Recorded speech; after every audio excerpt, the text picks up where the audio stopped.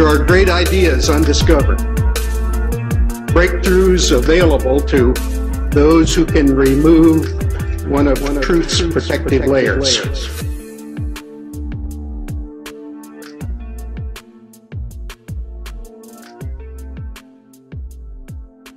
If you've got this gut-wrenching feeling that something big is about to happen, there's a reason. And it has everything to do with what is now being disclosed to the general public. Bombshell UFO report is expected in June from the U.S. government. Meantime, UFO sightings in New York have nearly doubled since the pandemic began, and we are getting new video from the Navy showing pyramid-shaped objects flying in the sky. We were warned by the late Wernher von Braun in the years leading up to his death in 1977 that there were going to be a certain number of cards played on humanity, all leading to a culminating event. Now everything Wernher von Braun warned us about has come true, except for what he called the final card that they were going to play on us, and it has everything to do with UFOs. The strategy that Wernher von Braun taught me was that first the Russians are going to be considered to be the enemy. In fact, when I met him in '74, they were the enemy. Then terrorists would be identified, and that was soon to follow. We heard a lot about terrorism. Then we were going to identify third world country crazies. We now call them nations of concern. But he said that would be the third enemy against whom we would be needing to build space-based weapons. And the next enemy was asteroids. This new one you're tracking, how big? It's what we call a global killer. Nothing would survive, not even bacteria. An asteroid some scientists call a city killer came closer to Earth than the moon this week. The scary thing is that scientists had no idea it was coming. Now at this point, he kind of chuckled the first time he said it. Asteroids, against asteroids, we're going to build space-based weapons. So it was funny then. And the funniest one of all was against what he called aliens, extraterrestrials. That would be the final card. And over and over and over, during the 4 years that I knew him and was giving his speeches for him, he would bring up that last card. And remember, Carol, the last card is the alien card. We're going to have to build space-based weapons against aliens. And all of it, he said, is a lie. The way he said it to me, there was no doubt in my mind that he knew something that he was too afraid to talk about. Can you tell us, have unidentified flying objects been seen? Well, sure. We have lots of reports about what we call unidentified aerial phenomenon. Just a few days ago, the Pentagon confirmed that a 2019 video of a UFO sighting is actually real. It was a UFO. Very importantly, I'm hereby directing the Department of Defense and Pentagon to immediately begin the process necessary to establish a Space Force as the 6th branch of the armed forces. That's a big statement. Perhaps we need some outside universal threat to make us recognize this common bound. I occasionally think how quickly our differences worldwide would vanish if we were facing an alien threat from outside this world. They've done a great job systematically programming each one of us into believing that this alien threat is very real and very near. But what they don't want us to realize is what ancient accounts actually say about these beings. Now, the idea that ancient aliens encountered mankind is very popular today. We've all seen these accounts of aliens bringing us great technologies and sharing all these secrets with us. But what they want you to forget is the actual origin of these ancient alien stories. They were never considered to be from outer space. They were considered to be fallen angels. Could we reinterpret the story of fallen angels as beings not from heaven, but from Mars? Accounts dating back thousands of years depict an angelic race of people coming down and sharing their technologies and their ideas with mankind, even producing offspring. But they want us to forget that and replace it with this idea of ancient aliens from space. And they have to, because that's the only way this deception is going to work, is if we don't understand what's going on. Now, if we look back at the origin of the modern alien abduction era, we'll see that it has a very demonic undertone. And look at this character right here, Aleister Crowley. He's out there in January through March of 1918 doing a series of magical experiments called the Amelantra workings, in which he is said to have opened a portal to another dimension, allowing an entity, I believe a demon, named Lamb to enter through it. Now, this is the drawing that he made in 1918 of this character that he apparently had some interaction with. You know, if you look at this picture, it's curiously similar to something we might call an alien gray today in pop culture. So, you know, it doesn't take a whole lot of research on this character to realize he was into some really, really dark stuff. So why did I bring this up? This is, 1918 time frame. Well, you have this character who's very much a part of the early space program, Jack Parsons, who was basically a disciple, practically an heir apparent to Crowley and all of his activities. Well, supposedly, Crowley's portal was further enlarged by Jet Propulsion Laboratory founder and rocket fuel scientist Jack Parsons. Okay, this is the guy who was one of the founding members of JPL. It was a big part of NASA and the space program.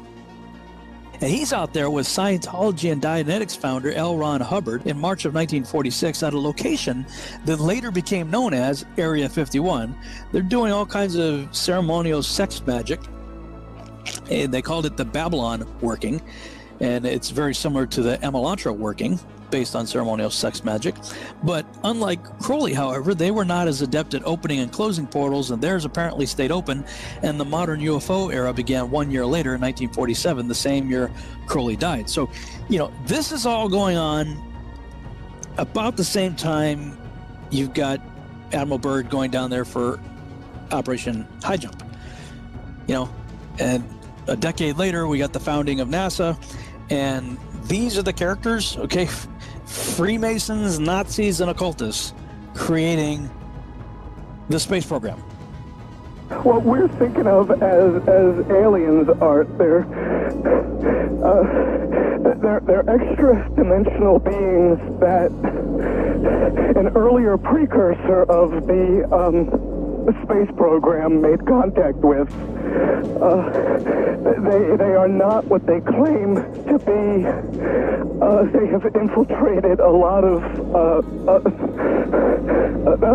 aspects of the military establishment, particularly the Area 51. I remember the conversation very well.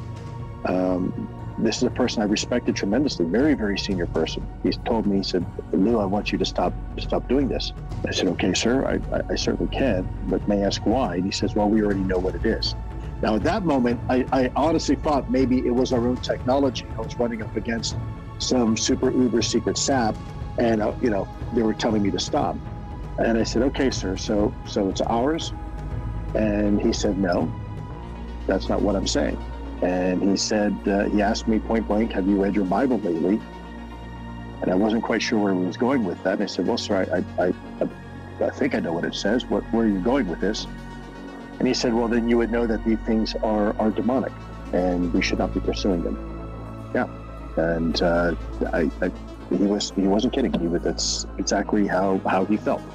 So this is a Pentagon. This is a Department of Defense official saying, "Stop looking at UFOs because they're demonic." Correct. Before we can actually fully appreciate just how big this deception is going to be, we have to uncover the underlying deception, the one that puts this whole thing to rest. We all grew up believing the story that we were told, that Earth is just a speck of dust in an infinite universe, that there are other Earth-like galaxies out there and planets far, far away, and aliens could come visit us one day. But think back to the origin of that reality. It was told to us by people that we know and trust. Our teachers, our parents, everything we saw on television supported this narrative. But what if we were actually at the center of the universe in a very unique place? And that brings us back to what every ancient cosmology understood about the skies that they were seeing above. They were not told what to believe. They were going out and they were mapping out the skies. And every one of them came to the conclusion that these stars that were rotating above our heads were making their own orbits in a fixed way. They believed that the heavens above were unchanging. Now, they also believed the Earth wasn't spinning or moving. They believed it to be perfectly still. And if we go back to the Genesis accounts, we start to see that they had this idea that there was a vast solid covering known as the firmament. It was the second day of creation. That's when it was made. The entire second day was spent making this solid covering, and that's where the stars were said to be placed. And other ancient cosmologies outside the Bible had the same understanding that the stars were fixed and they would all continue to make the same predictable paths for thousands and thousands of years. Many of their ancient structures were built specifically to line up with constellations. And thousands of years later, here we are seeing these same structures line up with the constellations they lined up with when they were built. They were using the sky as this great timepiece above to keep track of the days, the weeks, the months, the years. And that's how they understood things to work, that the Earth was relatively flat, stationary, with a fixed, solid covering. Okay, now we were all taught in school that Christopher Columbus sailed in this big circle, and that proved once and for all that we live on a globe. But ancient maps, even after Columbus sailed his big circle, still showed that the Earth was flat and stationary, with Antarctica being the edge. And what we all considered as settled science, that hundreds of years we've just known that the Earth was a ball in infinite space, it was a highly debated issue until very recent history. And they were actually teaching the Earth was flat in schools as recently as the 1920s. We were just talking and I asked you what shape the Earth is, and what did you say? What were you taught in school in elementary school? I was taught in school that the Earth was flat. And the first person to ever venture far enough up to see what the Earth looked like was a guy named Auguste Piccard. Most of us have never heard of this person because when he made it to the stratosphere, he said he saw what appeared to be a flat disk with an upturned edge. Now, after Auguste Piccard ventured to the stratosphere, we have the U.S. Air Force showing us the stars from space for the very first time. And when you look at what they showed us, what they actually saw, you begin to understand why the moon landings never had stars in the background, why they're not showing us stars from space anymore, because it's very difficult to pull this off. The sky is deep black. As you can see the stars. Oh, yeah. You know, and pretty much all the time you can see the stars. The sky, of course, was black. The heavens are 10 times as bright, stars 10 times as numerous. And we could not see stars. The thing about Carl Sagan, billions of billions of stars, there really are billions and billions of stars, and you can see them. It's an unfathomable blackness, like with a texture you feel like you could stick your hand into. And that's when things start to get weird, because people have gone back and looked at declassified documents that for some reason keep mentioning a flat, non-rotating Earth. Over and over again, it's in their flight plans, it's in all their working models. This flat, stationary Earth repetitively keeps showing up. If it doesn't exist, there'd be absolutely no reason to base all of your science on it. Something else shows up. In the 50s, in Russia, they had documents describing the firmament. Deals. It's a long fly ball going back, and the ball shatters the sky, bringing the ocean itself down into the stadium. Oh, Simpson just broke this dream's reality wide open. And we take for granted our entire view of the universe hinges upon the Apollo moon missions. It was actually the first time we ever saw our planet as a whole, and somebody confirmed to us what we're being taught is actually real. We found a very unique reel of footage. And you want me to see this while you have me on camera? Well, and to tell us what it is. An old reel received by mistake. It contains the raw or unedited footage of the crew of Apollo 11, Michael Collins, Edwin Aldrin Jr., and Neil Armstrong, staging part of their mission for nearly an hour. I think when you see the footage, you'll see that it's very extraordinary, one of a kind, behind the scenes type of footage. Yeah. Well, if it is, why do you have access to something that no one else has seen before? Serendipity, I guess. Though the federal government would have you believe that this is a view of Earth from a distance out of the spacecraft's window as it nears the moon, it is not. What they have ingeniously done is placed the camera at the back of the spacecraft and centered the lens on a circular window in the foreground. Turn the camera on, please. As they perfected the shot, a crescent-shaped piece of black material was inset slightly into the window to create the illusion of the Earth's terminator line dividing night and day. It is uncannily convincing. If you show this publicly, you're open for a lawsuit. Here is the diffused work light that they used to see camera controls, but not throw light onto the spacecraft's wall. Finally, the iris is opened up, and you can see the real location of the camera and the very bright and near Earth out the window. You're talking to the wrong guy. Why don't you talk to the administrator at NASA? We're passengers. We're guys going on a flight. Now maybe we could say they faked the moon landings. But what about every single space agency after this? We're putting our trust in people to be honest and show us exactly what they're seeing. They would have no reason to lie about going to space, being on a space station, but that's where things start to get even weirder because we're catching them making big mistakes. They're having CGI glitches, their wire harnesses are not working correctly. If you do enough searching, you will find clip after clip of NASA fails. These people messing up in the middle of what's supposed to be a live feed, because even with the best technology, things screw up.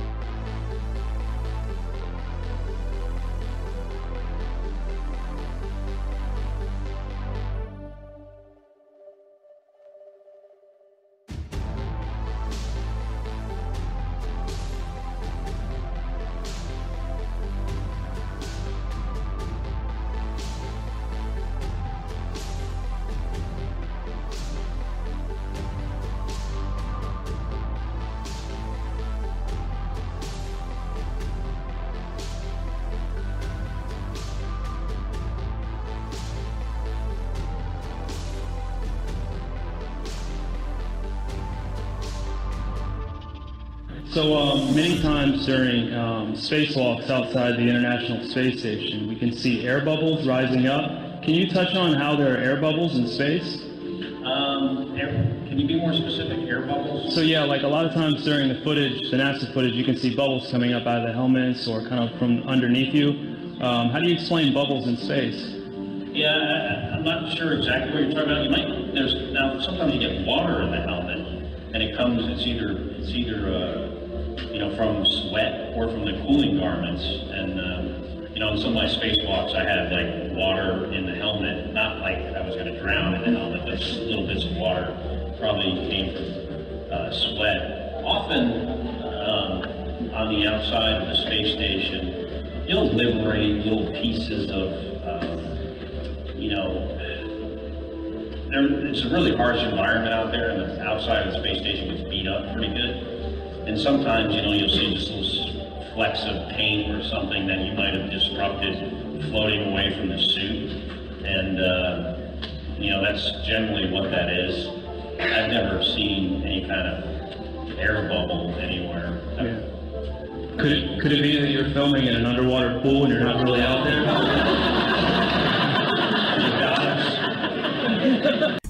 Now, you and I could put this whole thing to rest ourselves by going to space. Civilians could go to space. They've been promising us this for years. We can just take a rocket and go to space, right? They are working on it as we speak. In a year's time. In the last few months. Early next year, very few months. Sometime next year. By the end of the year, we should be taking members of the public into space. By the mid-2030s. By 2020. Early in the next decade. Before 2023. And by 2025. Most certainly in our lifetime. That's 2024. We should have a permanently occupied human base on the moon and send people to Mars.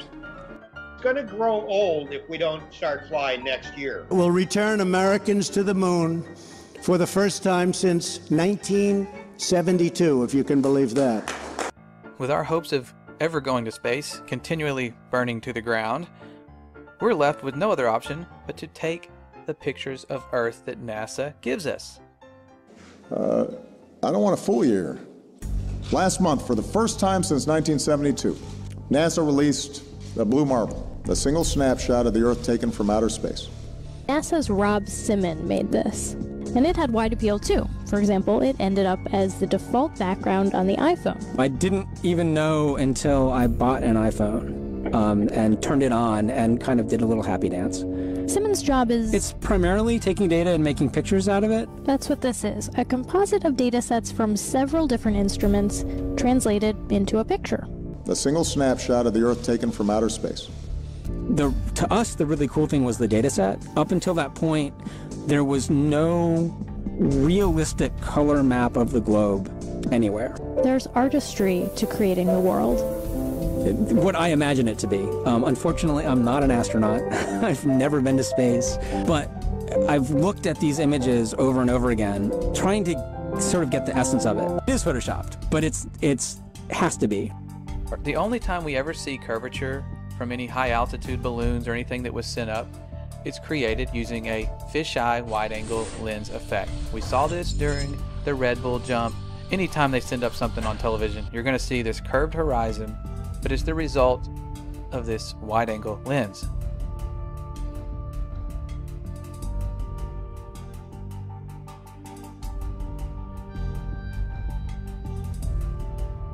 If you send up a non-fisheye lens to the highest height, no matter how high you go, horizon always rises to your eye level, and it's always perfectly flat.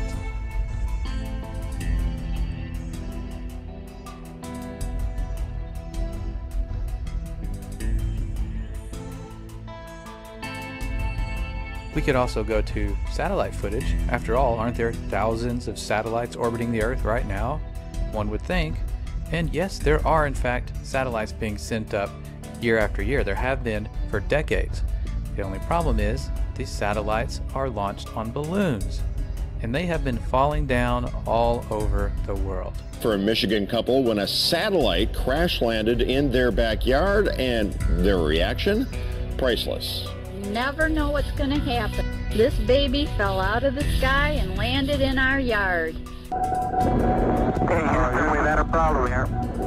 Forget it, Bart. It's so bright out you can't see anything in the sky except the Fox satellite. Now this brings us to our second method of proof. If we can't go to space, we could simply sail anywhere towards Antarctica, towards the southern hemisphere, and eventually we're going to hit the edge of the known universe, the firmament, or whatever's out there. Could there be more land? We don't know. But we could go prove for ourselves by circumnavigating north to south. The only problem is no one's allowed to do this. The Antarctic Treaty prevents it. You can take a guided tour. They'll take you to a fake South Pole and tell you, okay, this is where it is. But independent exploration is prohibited. It's guarded heavily by the military. You can't just go to Antarctica and check it out for yourself.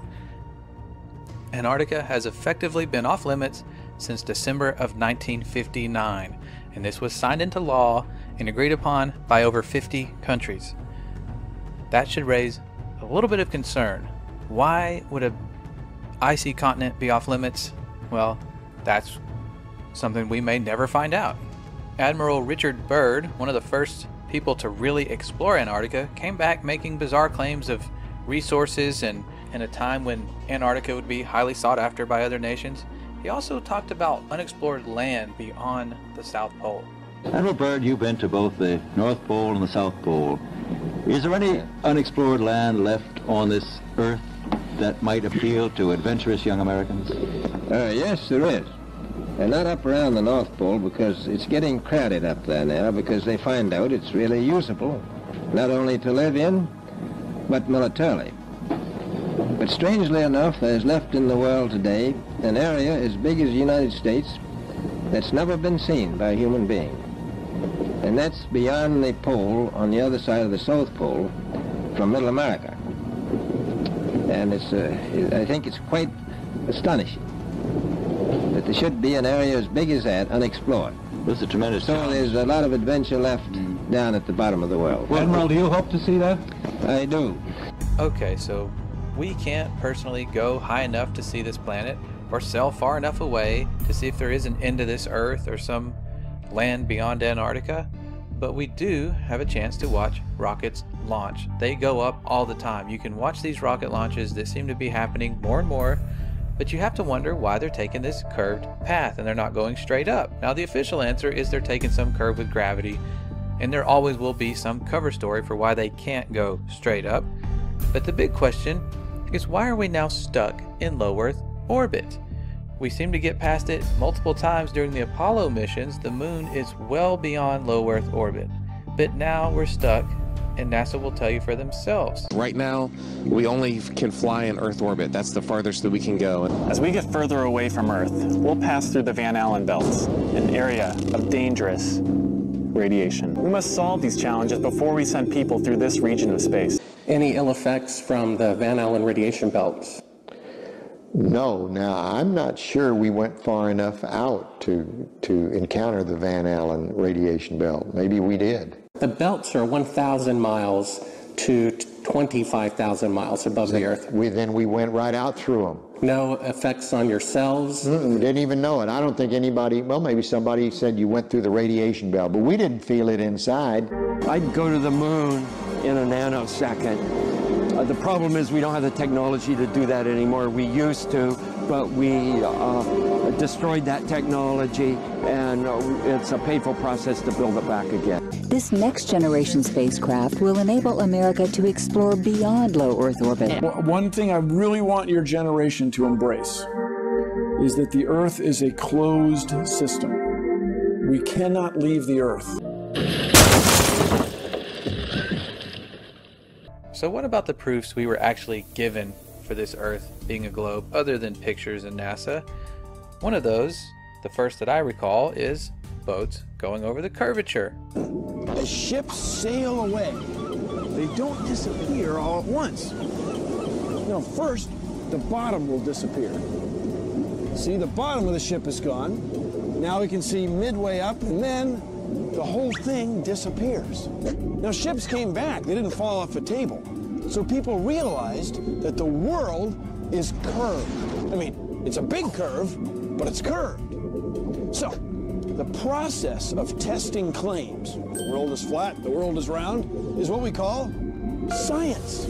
Now, if you have a claim that can't be tested, that's what we call pseudoscience. The difference between pseudoscience and regular science is whether or not you can test it. The flat Earth, well, that didn't stand up to tests. The round Earth did. Extraordinary claims require extraordinary proof. The world is round. Now this seems legit. Boats do appear to disappear bottom up and go over a curvature at a pretty relatively short distance, which would make sense if the Earth is indeed a ball. The only problem with this theory is when you take a high zoom camera, a telescope, or something with high zoom capabilities, you can bring back a boat that has appeared to vanish. All right, we have optical limits to how far we can see certain objects. Not to mention atmospheric lensing. Your atmosphere will act like a lens. And you can test and repeat this on a very flat surface with a camera yourself. You will see objects appear optically to disappear bottom up, just like they're going over a curvature, but you can demonstrate this on a flat surface. It's testable and it's repeatable. Science. Another big proof we were given was our sun, which it does appear to be going over the curve of the Earth, and we're told that's because we're falling backwards because of our rotation as we orbit the sun.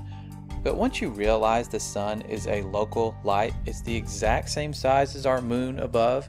That's why they line up perfectly on an eclipse. It's not because of the coincidence that one's just 400 times larger but also 400 times farther away. It's a much closer light and it's much smaller.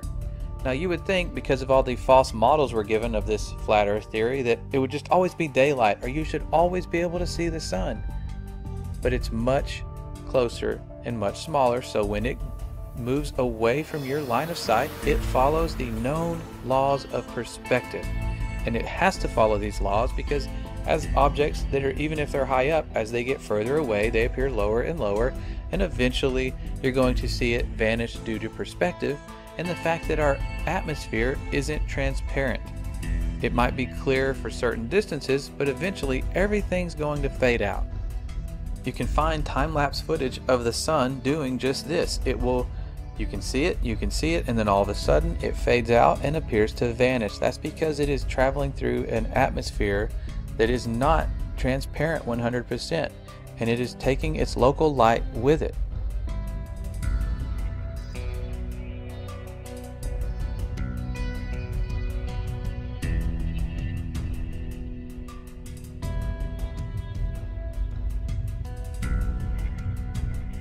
Perhaps the greatest trick of all was convincing us that we are simply another planet. We all learned the planets in school, we had songs, we built solar system models, and when we looked up and saw these lights in the sky, we assumed that we were simply a light in someone else's sky. It was a really good trick because that is the one that most people go to. How are we not round if other planets are round and we are assuming these lights to be other planets? But when they send us these images of other planets, you have to read the fine print and wonder why they rely so heavily on CGI. Over the years, NASA has given us spectacular photos and renderings that reveal a colorful and mysterious universe. In a small, bright office, working side by side, let's see, Robert Hurt and Tim Pyle bring the universe to life. What we're doing does have real science underlying it. Tim, once a Hollywood animator, is now a planet illustrator. Together, they produce some of NASA's most popular images. And this is sort of how it comes to me. And then many of those images have a dark, grainy start, but color and light reveal an astonishing glimpse of how the deepest regions of space might appear to the human eye. It's a delicate blend of imagination and data. The artists meet with NASA scientists over many drafts to ensure a planet or galaxy look lines up with the research to make each one as accurate as possible.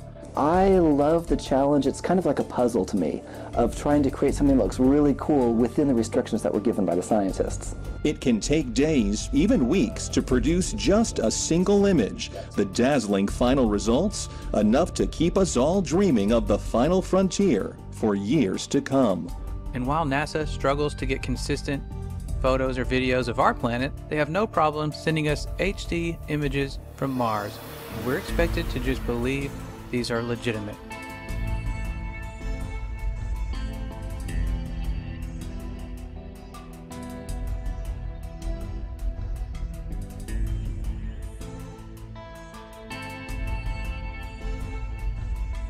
Now there is one final thing we can do. Given the known circumference of Earth, we could simply measure these things for ourselves. And people have been doing this. They have been going out over large bodies of water and large areas of land and measuring to check for curvature. And what we have found simply is that we see too far. We see far, far beyond what the globe math should allow us to see. The current record holder for the longest line-of-sight photograph captured mountain ranges that were 275 miles away. They should have been at the given height and distance nearly 4,000 feet below the line of sight.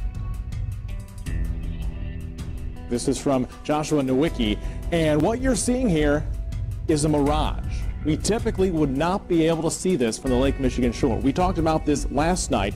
Conditions are right on the lake that we're actually seeing a mirage. As we find ourselves on an Earth much different than we ever imagined, it brings us back to this upcoming deception, this final card, and what it's truly all about. We are dealing with a huge, probably the most important deception on humanity. What I'm telling you is there's a cover-up about disinformation, and has been, by the top researchers that you people rely on to hear the truth from. Over the next 10 years, I have now worked with over 400 cases of people that have been able to stop the abduction experience in the name and authority of Jesus Christ. These are entities masquerading as high technological aliens, but they can be defeated by one name. And I saw 3 unclean spirits like frogs come out of the mouth of the dragon, and out of the mouth of the beast, and out of the mouth of the false prophet. For they are the spirits of devils, working miracles, which go forth unto the kings of the earth and of the whole world, to gather them to the battle of that great day of God Almighty. A new world order, a world where the rule of law not the law of the jungle, governs the conduct of nations. When we are successful, and we will be, we have a real chance at this new world order. The new world order. A new world order. A new world order. There's no way for us to know exactly where this alien deception is heading, but one thing is for sure, we are witnessing the fulfillment of prophecies in Scripture that told us we were going to eventually head to a one world government. A great deception is coming. We can count on it, and we have to return to the power of the one who put us here, the one who is going to have the final say.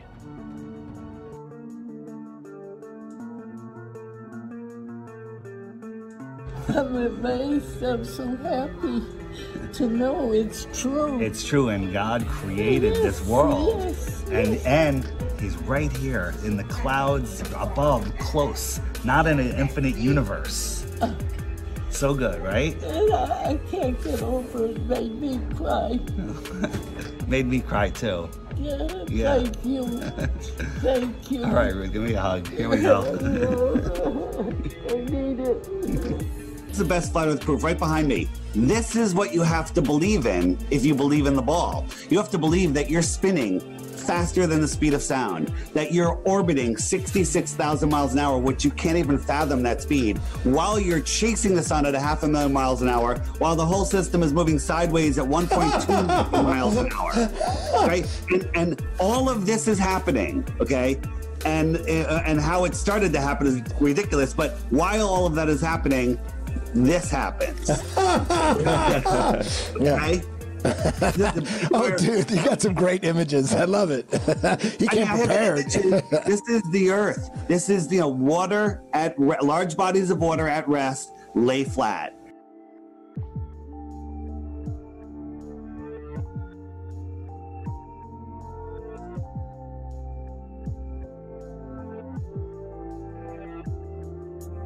So then all of a sudden the United States and Russia engaged in these high altitude nuclear tests, and the United States calls theirs Operation Dominic, within which we have Operation Fishball.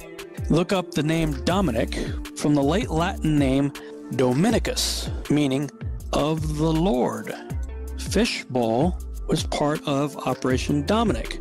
It looks like they are sending high altitude nuclear bombs to test the fishbowl of the Lord, i.e. the firmament.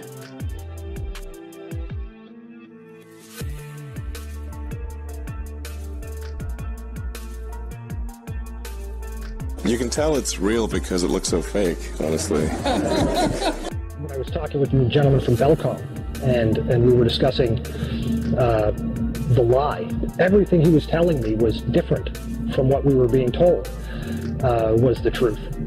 And at one point I asked him, I said, man, you guys, you lied about a lot, didn't you? And instantly he said, no, we didn't lie about certain things. We lied about everything. None of it was true. And also when we, against the orders of President Truman, when Allen Dulles brought in all the Nazi scientists and so forth, they went to two places. They went to CIA and they went to the National Aeronautics and Space Administration, which in our world we call it not a space agency. And as Kathy O'Brien has said so clearly, that's where the bulk of the mind control has been done. The spacesuit has replaced the cowboy outfit of an earlier year. And the dream of a rocket trip to some distant planet has outdated the old-fashioned desire to fly a plane around the world. So you spin, when you spin pizza dough, it kind of flattens out. Yeah. It gets wider in the middle. And so Earth, throughout its life, even when it formed, it was spinning. And it got a little wider at the equator than it does at the poles. So it's not actually a sphere. It's oblate. And officially it's an oblate spheroid. That's what we call it. But not only that, it's slightly wider below the equator than above the equator. A little chubbier. A little chubbier. Yeah. Chubby's a good way. It's like pear-shaped. Check this out. This is from Taiwan to Los Angeles, and Hawaii's out there kind of in the middle. Right about here, there was a medical emergency. Where would you land if you were the pilot? Hawaii. Right, or maybe go to Los Angeles. Instead, they went all the way up to Alaska. What? Why did they go to Alaska? The answer is because this is the route. Taiwan, oh shit, emergency, Alaska. Hawaii is all the way out here. This is the actual route that they take. He has called them the Galactic Federation of Aliens, and he says President Trump is aware of the existence of these aliens and had been on the verge of revealing their secrets, he claims, but was asked not to do so by the Federation in order to prevent what he calls mass hysteria. Well, the retired general says the US and Israel have kept it from the public because, quotes, humanity isn't ready and the aliens don't want to reveal themselves until humanity can evolve, he says, and understand what space really is. Because space is the world's newest warfighting domain. Space is a warfighting domain. The next warfighting domain. Space is a warfighting domain.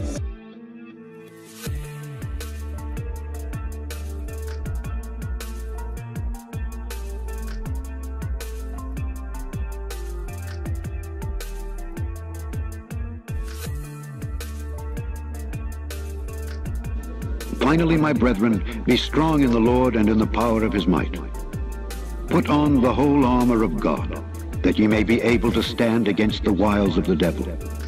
For we wrestle not against flesh and blood, but against principalities, against powers, against the rulers of the darkness of this world, against spiritual wickedness in high places.